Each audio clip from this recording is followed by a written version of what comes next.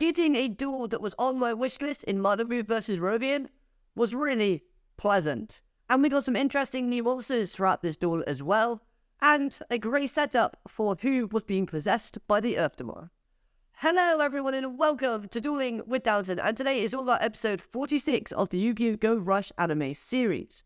A strong episode in my opinion, with some great dueling action, some amazing music and sound effects, and a beam struggle between Yugioh and Mayuda.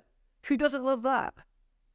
So I want to start off by the reveal of Yumu being the one who's possessed by the Earth Tomorrow, as this I thought was really smartly handled in the way that they showcase hints throughout the episode. For example, while Manabu was explaining to UTS about his theory about whoever's closest to the crater when it was first formed would be the most likely suspect to be possessed by the Earth Tomorrow. When hearing this, Yugioh and Yuhi were quite shocked and worried with their expressions, while Yumu had the expression of excitement.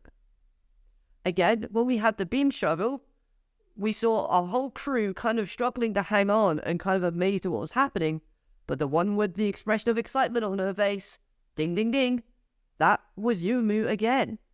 Now, you could have just seen this as Yumu being genuinely excited about the events unfolding around her, but honestly, based on what I've seen from Yumu's character throughout the series so far, if an investigation was going on, I would think she would be the most curious and the most sort of wanting to solve it herself. So Yumu now joins the list of main female characters within Yu-Gi-Oh! That get possessed or brainwashed. Obviously, we had Taya from Duel Monsters, who got mind controlled by Marek. We have Alexis, who got controlled by the Society of Light in GX. You can kind of say that Aki/Akiza got brain controlled / groomed by the Arcadia movement, because that was just how she was brought up. We got Tori from Zexal, who I'm pretty sure got Barry and mind controlled at some point. Yuzu, obviously we had the whole Doctor and the Fusion Dimension situation. I don't think Aoi Zaizen got mind controlled or possessed, so good for her, although she did faceplant a pavement and get put in a coma, so maybe be careful. Roman was made into a zombie, so does that count? Maybe. But if not, you could kind of say having your memories wiped is a form of mind control. And now, of course, we have Yumu, who we don't know how long she's going to be possessed for, but I really think they could do something special with this and make it so we see a different side to Yumu's character, and then have it so that whatever she does as being possessed by Earth Tomorrow, she can kind of have this sort of embarrassment about what the Earth Tomorrow did with her body / her actions while she was being possessed, and have her grow from that situation, which I think would be great for the after effects. But while she's possessed, I think we can have a lot of fun, and I'm hoping we see it.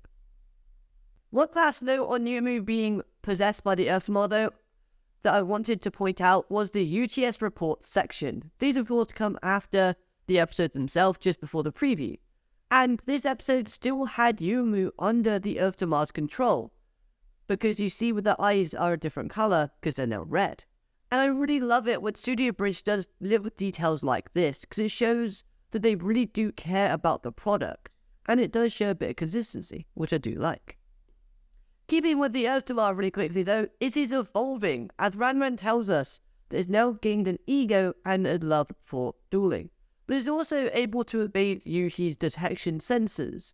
As we've seen in the past, Yuhi has always reacted whenever the Earth Tomorrow is around, but he doesn't react throughout this whole episode. So I'm highly looking forward to what more the Earth Tomorrow can learn, evolve, and achieve as it continues to grow. Let's talk about the monsters, because I have some comments to make about these monsters, and I want to know your thoughts on them as well.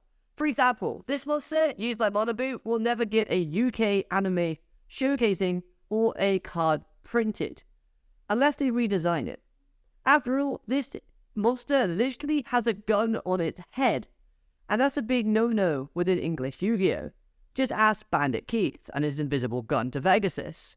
But one card I do hope gets a fast track to printing is Manabu's new Fusion monster.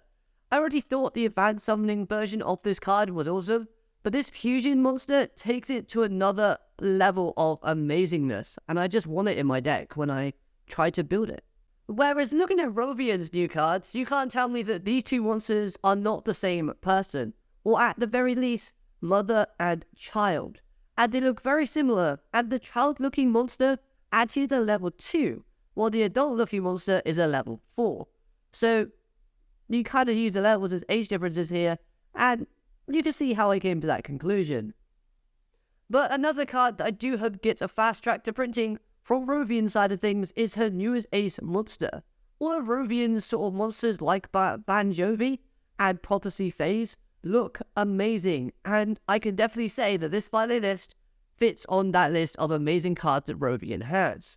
I just love its design. Roman's equipped cards were also really powerful as well in this episode, and I loved how they complemented her new ace monster. All three cards just worked in perfect harmony. So, with Yumu being the one that's possessed, and with Rovian and Manabu now drifting in space, but let's be honest, they're not dead, because they'll survive somehow. What's going to happen next? Will we get to see a serious Gohai Yuna back once again? After all, she's lost Rovian, and we know that when that happens, she gets serious. I think that Yuki versus Yumu is a duel that's going to be happening soon, but I really want to see this new side of Yumu's character.